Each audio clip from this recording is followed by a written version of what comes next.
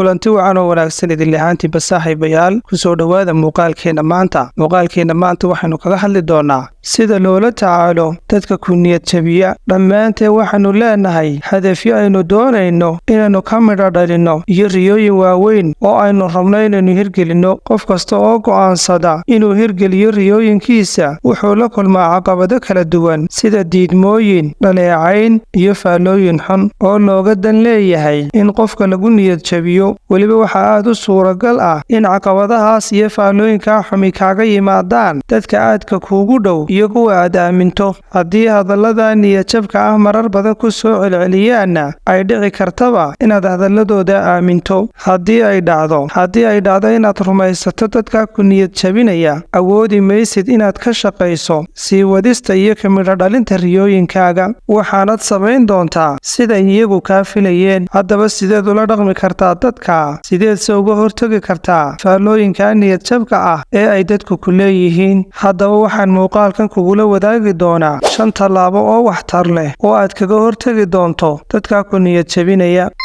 Number 1. ha rumaysan hana qaadan talooyinka ay ku siinayaan. dadka hadallada niyadjabka ah ku yidhaahda waxa keliya ay rabaan waa inaad rumaysato leefalkoodana ay dib kuugu celiyaan.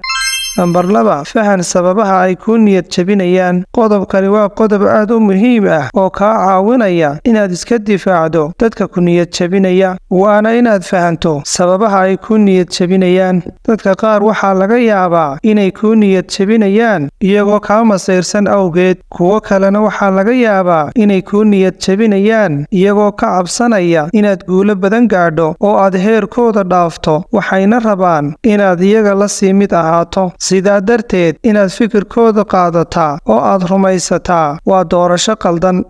Number 3. ha u soo bandhigin qorshayaashaada. si aad uga hortagto dadka ku niyad jabinaya waa inaanad la wadaagin qorshayaashaada. waa inaad xoojisaa waxyaabaha aad ka aaminsan tahay naftaada, qorshayaashaada iyo riyooyinkaaga. haddii aad qorshe niyadda ku hayso balse aanad qorshaha aaminsanayn 100%, ha soo bandhigin ilaa uu gaadho heer aad si weyn u aaminto oo aanay faallooyinka xun ee laga bixiyaa waxba ka bedelayn.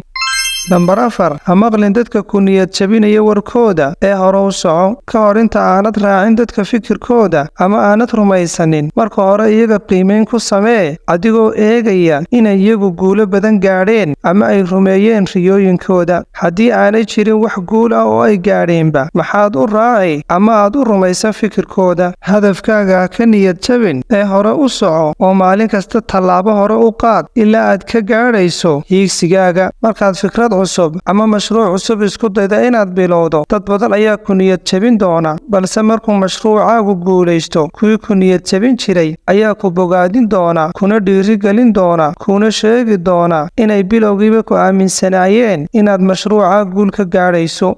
Number 5. qof kastaaba wuxuu leeyahay awood u gaara. haddii aad qof hantiile ah weydiiso inaad milyaneer noqon karto iyo in kale, wuxuu kuu sheegi doonaa inaad noqon karto. haddii aad saaxiibka oo aan wax guula nolosha ka gaadhin weydiiso isla su'aasha, wuxuu kuugu jawaabi doonaa jawaabo negatif ah, isagoo wax ka sheegi doona nasiibka, meesha uu ku nool yahay, dhaqaalaha iyo waxyaabo kale. bal u fiirso, su'aalo isku mid ayaad weydiisay balse waxay ku siiyeen jawaabo kala duwan. qof kastaana wuxuu kuu jawaabay isagoo u eegaya waxa uu aaminsan yahay iyo waxyaabaha uu samayn karo. jawaabahani kama turjumayaan adiga awoodahaaga. sidaa awgeed ha iska soo qaadin inaad saaxiibka la mid tahay, balse iska soo qaad inaad ninka hantiilaha la mid tahay. taasina waxay kugu sababi doontaa inaad guulo badan gaadho islamarkaana aad riyooyinkaaga rumayso. fadlan aragtidaada nagula wadaag qaybta hoose ee kommentiga, kana mid noqo asxaabta ku xidhan Maamuusa Media ee ka faa'iidaysta xogaha aadka u muhiimka ah ee aan soo geliyo barteena Maamuusa Media.